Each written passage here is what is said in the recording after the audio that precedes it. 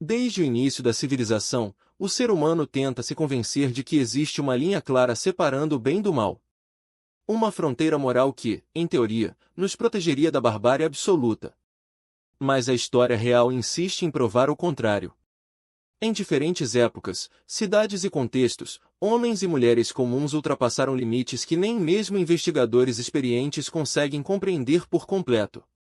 No vídeo de hoje, vamos mergulhar em histórias reais que expõem o lado mais cruel da humanidade. Casos que não chocaram apenas a sociedade, mas deixaram marcas profundas em policiais, peritos e promotores que lidaram diretamente com esses crimes. Histórias onde a dor não termina com a morte, e a verdade muitas vezes foi distorcida, ocultada ou simplesmente enterrada junto com as vítimas.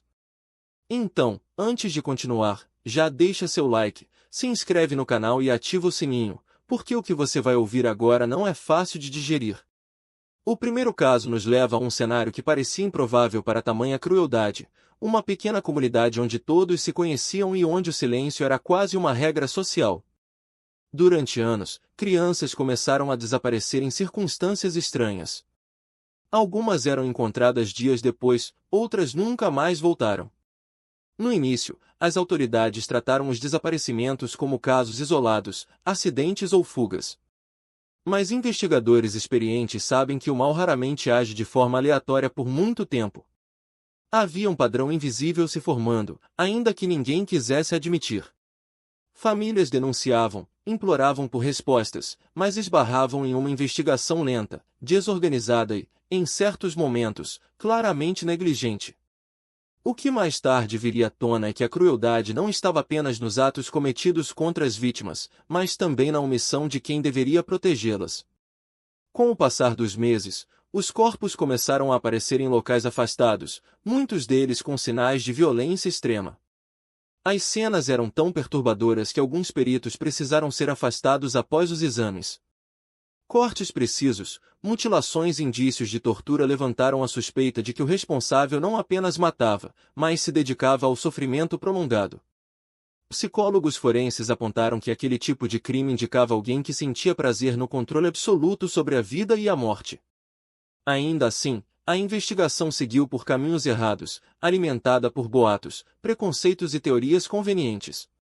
Pessoas inocentes foram acusadas, presas e expostas publicamente, enquanto o verdadeiro responsável continuava livre, observando tudo de perto.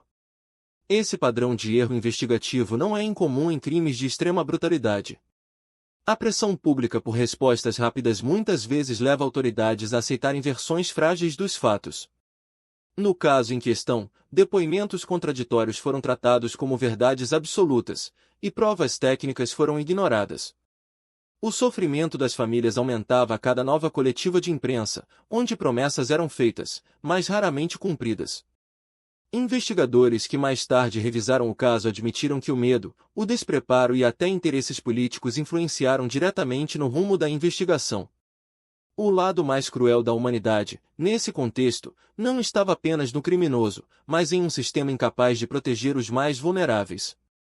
O segundo caso nos transporta para um ambiente urbano, onde o anonimato deveria servir como proteção, mas acabou sendo o cenário perfeito para a violência. As vítimas eram pessoas marginalizadas, muitas vezes ignoradas pela sociedade.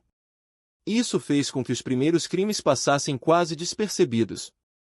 Um corpo encontrado aqui, outro ali, sempre com sinais de agressão extrema, mas tratados como ocorrências comuns. Foi somente quando o padrão se tornou impossível de ignorar que a polícia percebeu que estava lidando com algo muito maior. O assassino não escolhia suas vítimas ao acaso. Ele escolhia aquelas que, segundo sua lógica distorcida, não fariam falta. As cenas dos crimes revelavam uma crueldade calculada. Não havia pressa, não havia improviso. Cada detalhe parecia pensado com antecedência. Investigadores relataram que o criminoso deixava marcas simbólicas, como se quisesse provocar não apenas as autoridades, mas a própria sociedade. Era uma mensagem silenciosa de desprezo pela vida humana.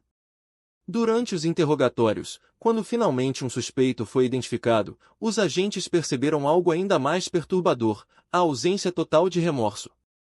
Para ele, o sofrimento alheio não significava nada. Pelo contrário, parecia reforçar uma sensação de poder absoluto. O impacto psicológico desse caso foi tão grande que alguns investigadores se aposentaram logo após sua conclusão. Em entrevistas posteriores, eles afirmaram que aquele foi o único caso que os fez questionar profundamente a natureza humana. Como alguém poderia conviver normalmente em sociedade, manter relações, trabalhar, e ainda assim carregar tamanha crueldade dentro de si? Essa pergunta ecoa até hoje nos relatórios e depoimentos relacionados ao caso. E talvez nunca tenha uma resposta definitiva. O terceiro caso é ainda mais desconcertante porque envolve alguém que deveria representar cuidado, proteção e confiança. Uma pessoa que tinha acesso irrestrito às vítimas, que era vista como uma figura de apoio pela comunidade.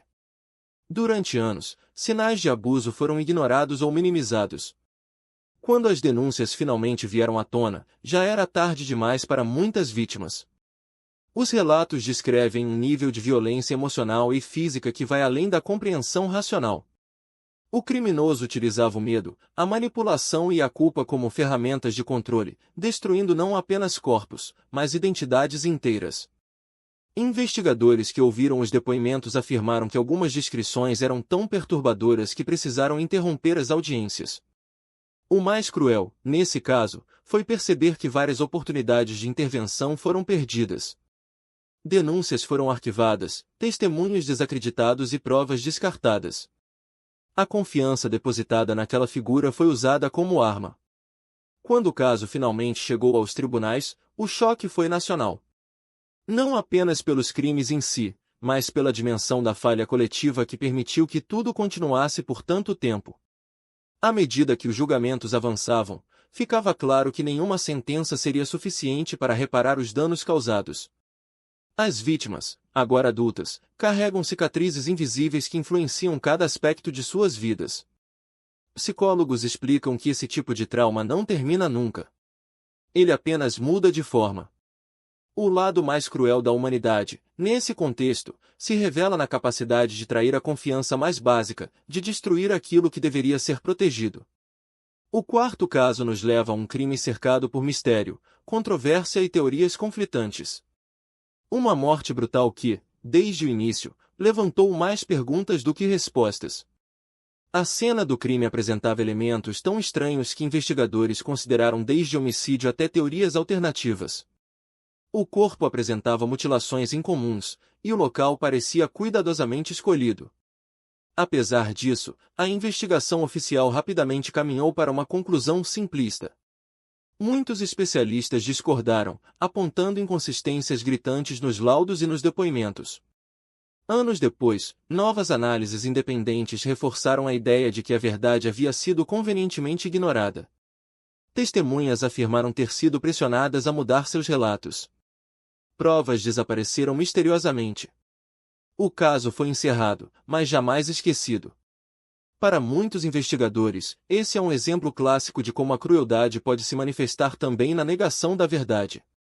Quando a justiça escolhe o caminho mais fácil, ela condena não apenas as vítimas, mas toda a sociedade ao esquecimento e à repetição dos mesmos erros. O último caso deste vídeo é, talvez, o mais simbólico de todos.